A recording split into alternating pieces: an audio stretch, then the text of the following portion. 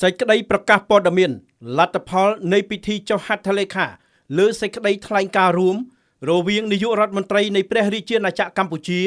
និងនាយករដ្ឋមន្ត្រីនៃព្រះរាជាណាចក្រថៃថ្ងៃទី26ខែតុលាឆ្នាំ2025ទីក្រុងគូឡាឡំពួរប្រទេសម៉ាឡេស៊ីនៅថ្ងៃទី26ខែតុលាឆ្នាំ2025តបតាមការអញ្ជើញរបស់ឯកឧត្តមដាតូសេរីអាន់វ៉ាអ៊ីប្រាហ៊ីមនាយករដ្ឋមន្ត្រីម៉ាឡេស៊ីនិងជាប្រធានអាស៊ានឆ្នាំ2025សម្ដេចមហាបវរធិបតីហ៊ុនម៉ាណែតនាយករដ្ឋមន្ត្រីនៃព្រះរាជាណាចក្រកម្ពុជារួមជាមួយនឹងឯកឧត្តមអនុទីនឆាំវីរៈគុលនាយករដ្ឋមន្ត្រីនៃព្រះរាជាណាចក្រថៃបានអញ្ជើញចូលរួមពិធីចុះហត្ថលេខាលើសេចក្តីថ្លែងការណ៍រួមទីក្រុងកូឡាឡំពួររវាងព្រះរាជាណាចក្រកម្ពុជានិងព្រះរាជាណាចក្រថៃនៅទីក្រុងគូឡាឡំពួរប្រទេសម៉ាឡេស៊ីពិធីនេះក៏មានការចូលរួមធ្វើជាសាក្សីពីឯកឧត្តម Donald J. Trump ប្រធានាធិបតីសហរដ្ឋអាមេរិកនិងឯកឧត្តម Dato Seri Anwar Ibrahim ថ្ងៃនេះត្រូវបានកត់ត្រាជាព្រឹត្តិការណ៍ប្រវត្តិសាស្ត្រដ៏មានសារៈសំខាន់ជាសារវ័នសម្រាប់កម្ពុជានិងថៃដែលបានបញ្ជាក់ឡើងវិញនៅការជឿជាក់រួមគ្នានៃប្រទេសយើងទាំងពីរថាសន្តិភាពនៅតែអាចមានដរាបណាប្រជាជាតិនានាមានសេចក្តីក្លាហាននិងសុភវិនិច្ឆ័យក្នុងការបន្តស្វែងរកសន្តិភាពជាមួយគ្នាតាំងនាមប្រជាជនកម្ពុជាសម្ដេចធិបតីនាយករដ្ឋមន្ត្រីហ៊ុនម៉ាណែតបានថ្លែងអំណរគុណយ៉ាងជ្រាលជ្រៅបំផុតចំពោះឯកឧត្តមប្រធានាធិបតី Donald J. Trump ក្នុងភាពជាអ្នកដឹកនាំដ៏ម៉ឺងម៉ាត់និងការបដិញ្ញាចិត្តយ៉ាងខ្ជាប់ខ្ជួនក្នុងការគាំទ្រសន្តិភាពជានិរន្តរ៍រវាងកម្ពុជានិងថៃនិងចំពោះកិច្ចខិតខំប្រឹងប្រែងដោយមិនគិតពីការនឿយហត់ក្នុងការជួយធ្វើឲ្យសមិទ្ធផលនេះคล้ายជាការពិតសម្ដេចធិបតីនាយករដ្ឋមន្ត្រីក៏បានថ្លែងអំណរគុណយ៉ាងស្មោះស្ម័គ្រដល់ឯកឧត្តមនាយករដ្ឋមន្ត្រីអាន់វ៉ាអ៊ីប្រាហ៊ីមចំពោះការគាំទ្រដោយឥតងាករេ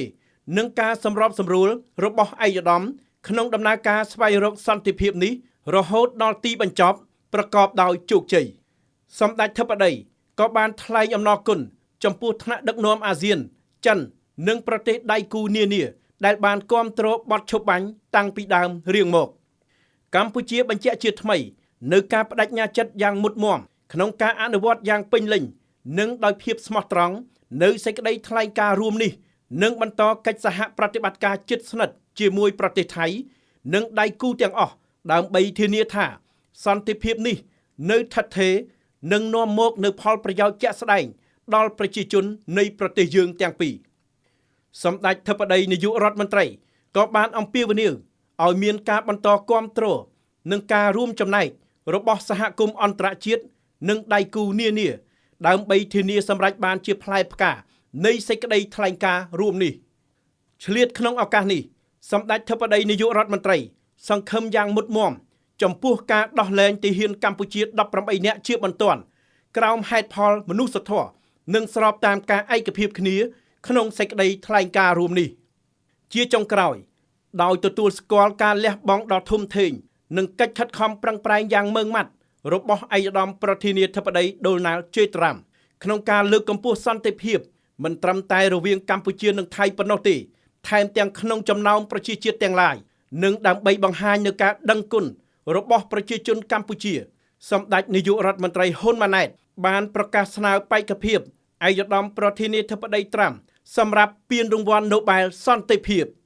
ថ្ងៃអាទិត្យ5កើតខែកដឹកឆ្នាំម្សាញ់សប្តាហ៍ស័កពុទ្ធសករាជ2569គូឡាឡំពួរថ្ងៃទី26ខែតុលាឆ្នាំ2025